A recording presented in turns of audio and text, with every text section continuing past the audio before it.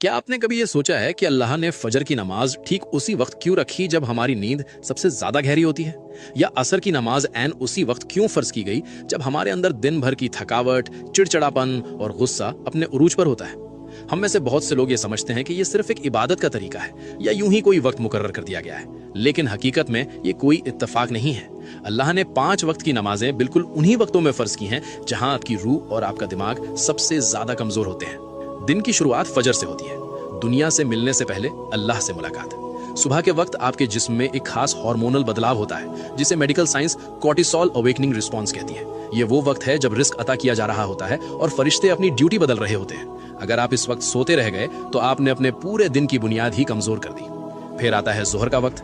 दिन के बीच में जब आप काम कर रहे होते हैं तो आपके जिस्म का एनर्जी लेवल गिरने लगता है, फोकस खत्म हो जाता है, दिमाग थकने लगता है और इंसान गलत फैसले करने लगता है।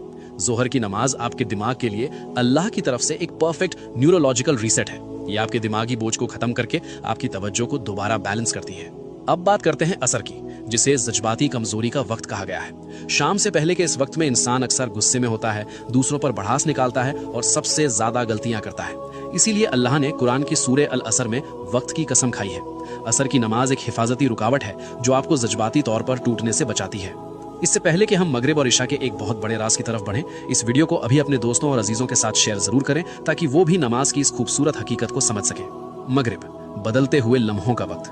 जब सूरज गुरूब होता है तो आपका दिमाग दिन की रफ्तार से निकलकर आराम की तरफ जाने लगता है। ये एक ऐसा ट्रांजिशन का वक्त है जिसके बारे में हमारे प्यारे नबी हजरत मोहम्मद सल्लल्लाहु अलैहि खास तौर पर तंबीह फरमाई है।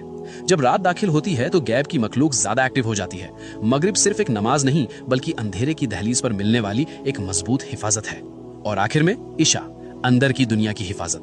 जब अंधेरा छा जाता है तो इंसान के अंदर ओवर थिंकिंग बढ़ने लगती है, दिल पर एक अजीब सा जज्बाती बोझ महसूस होता है। इस्लाम में नींद को एक छोटी मौत कहा गया है जहां आपकी रूह कब्ज की जाती है।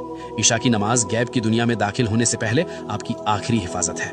याद रखिए, जब आप कोई नमाज छोड़ते हैं तो आप सिर्फ एक फर्ज नहीं छोड़ते बल्कि आप वो खास लम्हा खो देते हैं जो खालिक ने आपको संभालने और सुकून देने के लिए भेजा था। या अल्लाह हम सबको और हमारी नस्लों को 5 वक्त की नमाज कायम करने वाला बना दे। कमेंट्स में एक बार दिल से आमीन जरूर लिखें।